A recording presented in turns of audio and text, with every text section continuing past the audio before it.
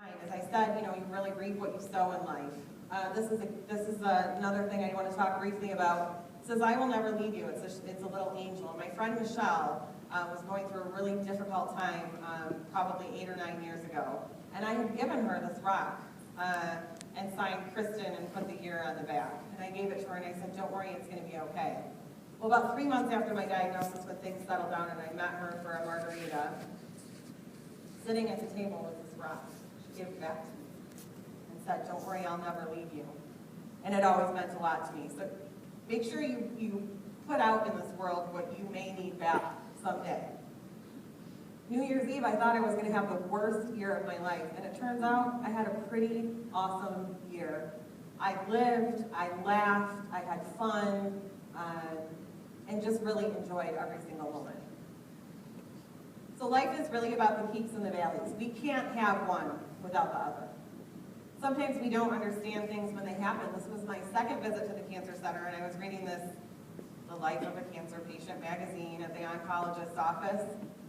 And I read this quote from Kathy Bates, in a magazine saying, "Having cancer was the best thing that ever happened to me because it made me focus on what was important." What does Kathy Bates know about anything? This is horrible. This is the worst news ever. And I didn't understand at all what she meant until a couple months later when things settled in. And I came up with my own saying. I didn't lose all my hair with my chemotherapy treatment, but I did lose a lot. And so my saying, which maybe will be published someday, is I have a little less hair, but I also have a lot more perspective. So take that, Kathy Bates. Also, sometimes ignorance really is bliss. This is a picture as I was laying on the table before my first bone marrow biopsy. I was like, this isn't going to be so bad. I'm having a great hair day. I'm going to take a picture and put it on Facebook. Oh, my makeup looks really nice. Oh, this lighting's really good. I'll just take a picture and throw it out there. So I did. I posted, "All right, it's showtime, bone marrow biopsy time." It was not so fun. Hurts.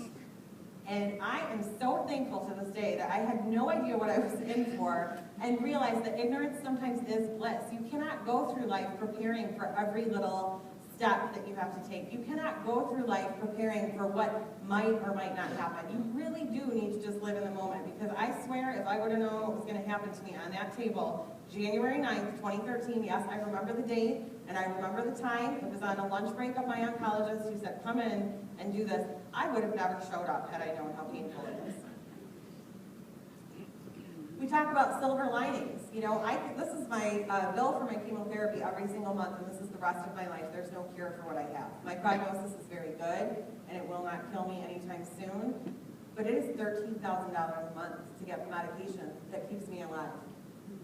And I can cry about it, or I can just be happy that there's medication to keep me alive. I tell my husband monthly that I'm worth every single penny we have to fork out for this. He doesn't argue much. So silver linings are there. You truly have to look at these things and say, what is the positive thing to look at? This is also a picture where I joked and took a picture of how ugly the hospital gowns are, and I put it on and I thought I looked kind of cute before, but look, this is really drab.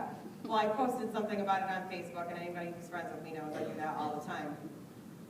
My aunt sent me this awesome gown, so I wear it a lot when I go to the cancer center because it's the little things that really cheer you up. A quote that I found is, "Laughter is the sound of the soul dancing," and mine probably looks like Fred Astaire.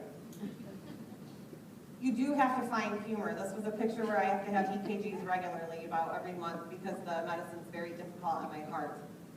So I go in every month, and I was laying there, and I said, "Ryan," I want to do something kind of funny. And he's like, "Oh God, what are we going to do now?"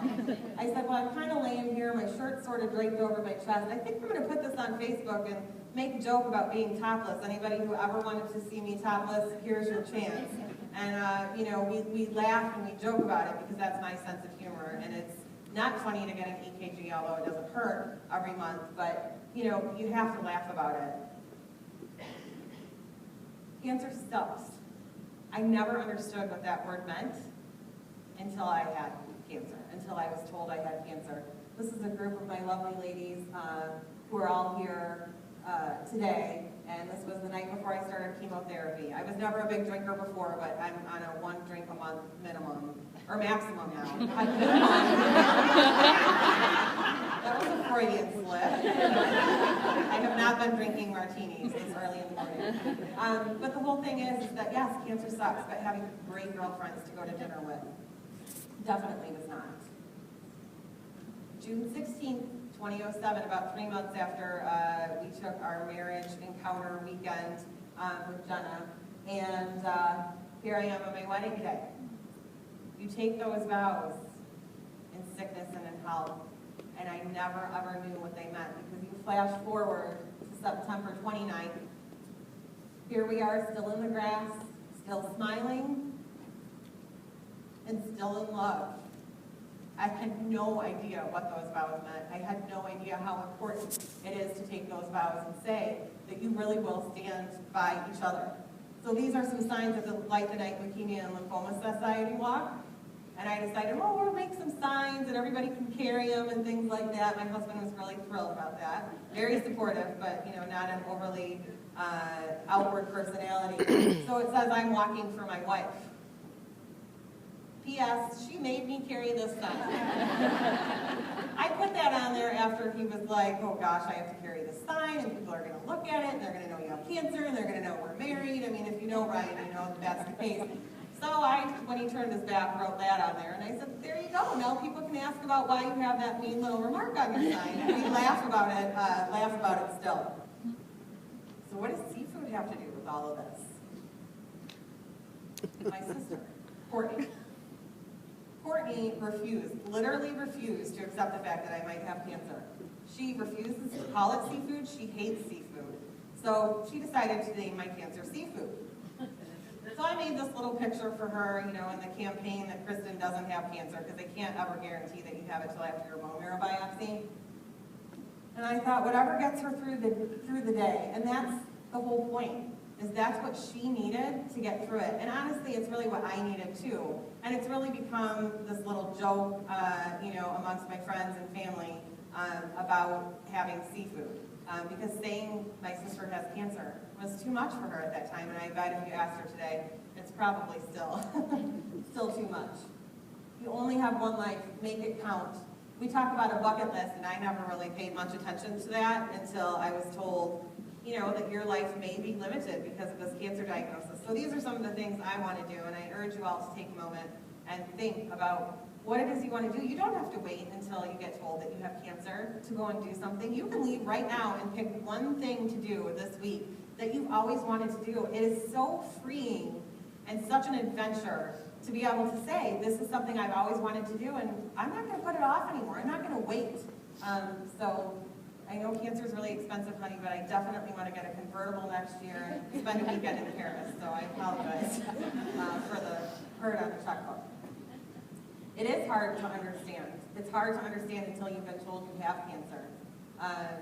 You do have to make an effort every day to get through, no matter what.